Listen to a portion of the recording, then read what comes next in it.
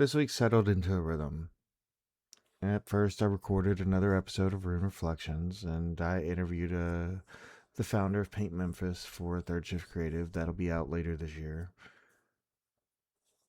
I spent another week out at the substation in the Memphis heat.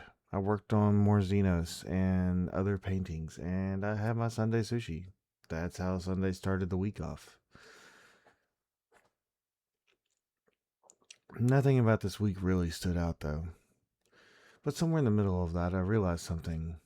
The older I get, the less interested I am in telling you everything that happened this week. And the more interested I am in talking about the things I couldn't stop thinking about because of this week. I think that's a better way to handle the idea of reflections, anyways. Because honestly, most weeks aren't filled with dramatic stories. They're filled with ordinary moments that slowly change the way you see the world. And this week, a few conversations kept putting me back to the same place. One was about dating, another was about money. One was work, the economy, the wars. We're living in the same world. At first, they all felt like completely different conversations. But after sitting with them a couple of days, I don't think that they were. I think that they were all the same question. What happens when people stop making decisions from possibility and start having to make them from survival? I don't mean survival in the sense that you're starving. I mean the survival mindset. The kind where every decision has to be calculated, every risk has to be measured, every dollar has a job. Before it even hits your bank account. When you stop asking, "What do I want my life to become?" and start asking, "What can I afford to lose?" That question's been sitting with me all week, and I think it explains a lot more than just money.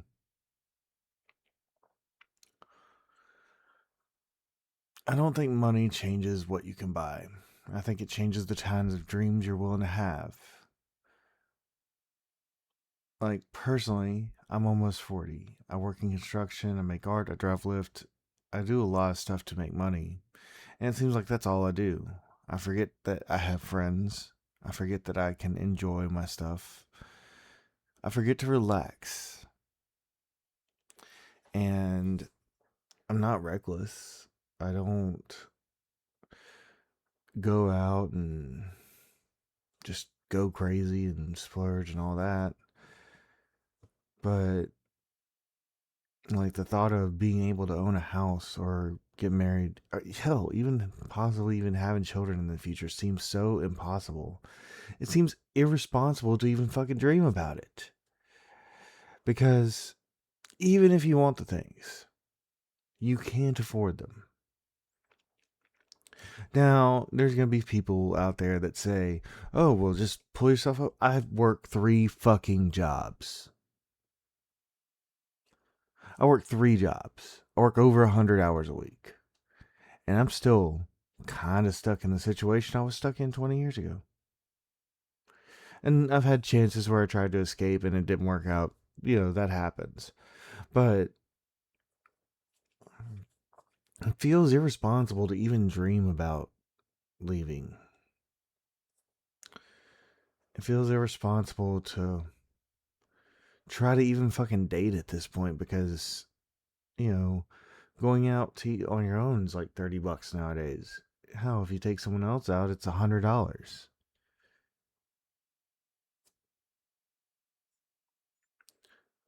Everything feels financially dangerous, and I don't think that's okay, and I don't think that we should be willing to accept that. I mean, wanting a normal life shouldn't feel like you're delusional, but it does.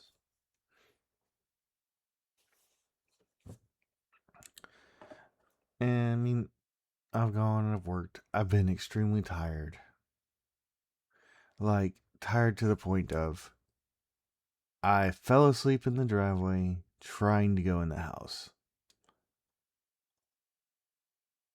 It feels like I spend all my time building infrastructure and trying to make machines work and I'm an electrician, so making the grid work.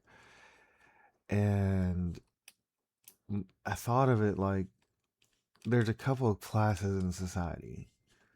There's the people who are kind of useless machines that get taken very well care of. Like, think of it like cars. You have some people that are like BMWs. They get all the care, all the attention, and they get all the maintenance done. No problem, it's done. And then you have other people that are beat up old F-150 from the 80s that are still somehow fucking going along, even though it's got a death wobble on one tire, the transmission's about to fall out, and you hear 3 knocks in the engine. Yeah, the people who have the ability to do all of their own maintenance are going to perform better at whatever job they're given. And yeah, the people that act like that F-150, they're going to still get there and they're going to still get the job done, but they're going to have a higher toll. They're going to have a lower quality of life. And they're not going to have the ability to recover from the hard work that they're doing. Because the people who have BMWs are normally in an office. And the people who are the F-150s, they're normally making sure that the office can even exist. And I'm not trying to make this about class or politics or anything. It's about understanding that if we don't allow people to maintain themselves mentally and physically, that the world will quit working. Oh, it was a podcast or two ago. I'd said that I have the problem that my problem isn't carrying weight. It's remembering to breathe while I'm underneath it. And I think that fully relates to what I'm talking about here. Because people who put the weight of the world on their shoulders, they have no problem wanting to or being willing to. But having the power to continue moving while the world is crushing you is a different thing. And at what point does surviving become all you know? I've had a couple other things now that were relationship oriented. I don't think dating changed first. I think security changed first. And this still ties into money and finances. I don't want to get into talking about exes. I think that's tacky, but it I'd heard from an ex this week and it realized I was just grieving a relationship. I was grieving a future I thought we were building. I was. And I miss the idea of building a life with someone. And part of that is I didn't feel like I was at risk trying to build this life with them. Dating right now feels like it's managing risk. It's trying to figure out if you're going to be used for your money and time and assets and abilities, and or if like they genuinely like you. As a dude, like the dating pool sucks right now. And again, this isn't every woman, this is my lived experience. But when marriage is a financial merger, everybody protects themselves. Nobody wants to depend on anyone anymore. And when dependence becomes expensive, I mean, money doesn't just make people broke, it makes people afraid to depend on each other. And in that fear of depending on each other, you lose connection and closeness. When you struggle so desperately to stay above water by yourself, you forget that there's other people that are trying not to drown. And I want people to know that, yeah, sometimes someone is struggling because they're in over their head and maybe they just need a hand back to the more shallow end of the pool. Or maybe they just need something that they know can be a constant that they can look to. They need to see the lighthouse when they're swimming back to shore so they know that while they're lost in the dark of the sea at night that they can get there.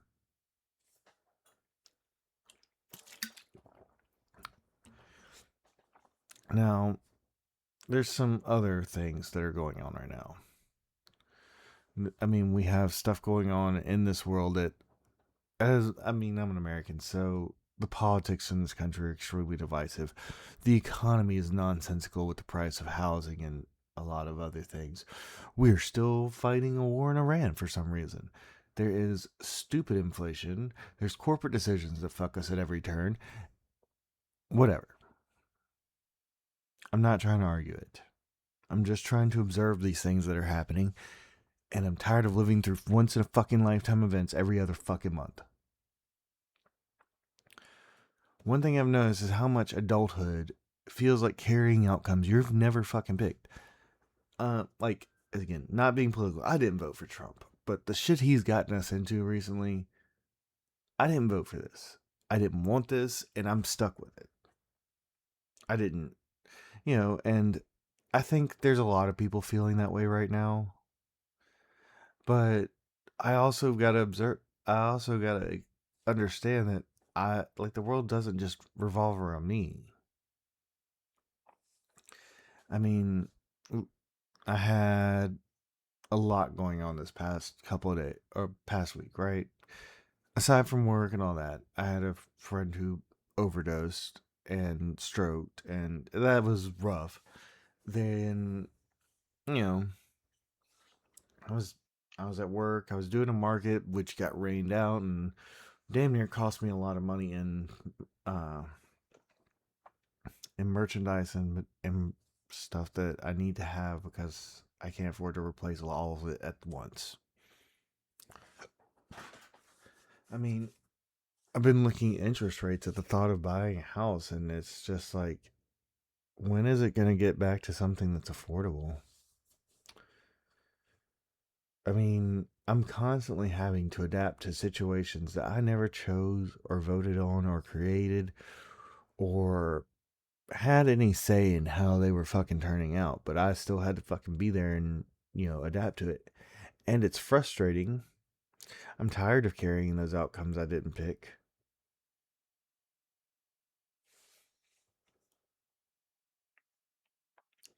But let's get back to like the end of the weekend. I was going to do an event called Sunset.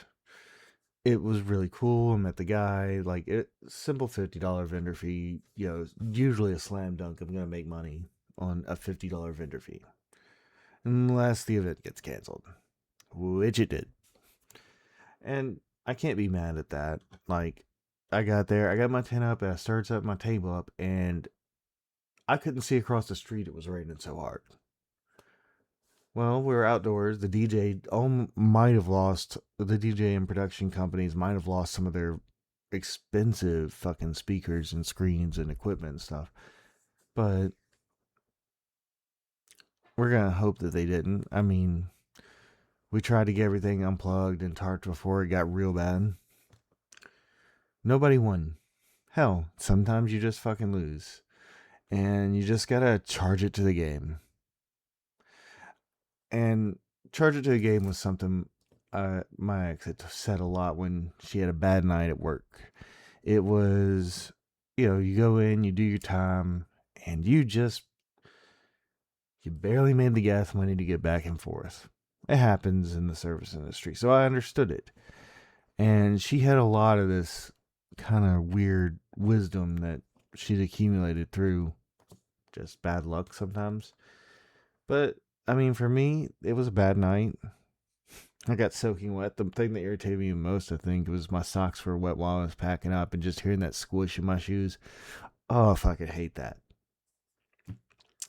But you know, I just gotta charge it to the game. It's not 3 months of losing money. It's not multiple things where I lost money. It's one event. And as long as it's only a blip, it'll be fine. You don't have to rethink what you're doing. You just got to recognize that it wasn't your fault and not beat yourself up. Because you have to be resilient when you're trying to build something like I am with trying to build an art business. Resilience isn't pretending that losses don't matter. It's knowing which losses are actually a problem and knowing what that losses are telling you something. For me, I probably should have check the weather a little bit better. But to my to like everybody saying like our weather was saying it was gonna be clear after 4. Setup was at 4:30. We got there, set up, and there's a couple sprinkles, and we didn't think anything of it because, well, it was stuff leaving, and then it just fucking downpoured for 2 hours. But I mean, hell, I ended up laughing with the. I ended up trying to laugh. I ended up laughing it off because well, you know, I kind of didn't want to do vending stuff in the middle of summer outside anyways, because Memphis heat, and it sucks. But I signed up for it, so I was going to do it. Because if anything I've learned, you honor your commitments. The one way to never get asked to do things again is to not show up and show out. And I mean, I don't know, I've been circling things all week, and I've got stuff on my mind. And we all carry things we don't ask for. Like we don't ask for the economic pressures that are from systems that we don't even fucking understand how big they are. Old relationships still pop up when you don't want them to. We have to carry stuff in work that we didn't ask to do. Weather, politics, loss, bills. I mean, we all have dreams that got delayed. There's a temptation to believe that those things get to decide the rest of your life.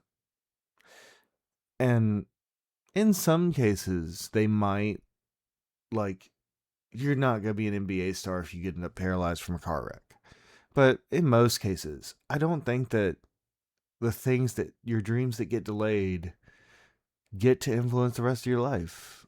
I think that they can, or they don't get to decide it. They might influence it, they might shape it, but as a person, you get the final word. And from someone that goes between digging ditches for electrical runs and all that, to painting and vending and recording podcasts and packing up canceled events, I realized something. Possibility doesn't disappear because life gets harder. The possibility just gets quicker. It stops looking for giant leaps. It starts looking like one more painting, one more conversation, another application, one more Sunday recording, one more person deciding to believe tomorrow might be worth building. And I don't know if that's enough, but honestly, I'm still trying to figure that out. But I do know this. I'd rather build a life around possibility than spend the rest of it reacting to survival.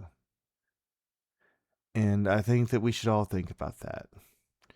Because if you're going to just live to survive, you don't even need to plan your next day. Just worry about what you're going to eat for that day. But if you want to live a life and show something for it, you've got to plan around the possibilities that happen.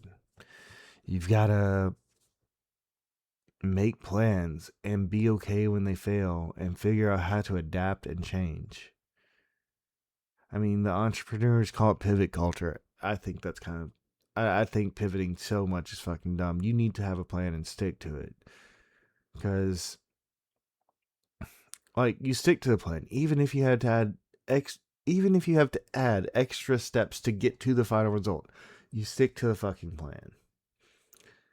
But then again, it's just a little bit more about understanding that you build your life around possibility and you don't spend the rest of it reacting to survival. I think that's the thought I'll carry into next week.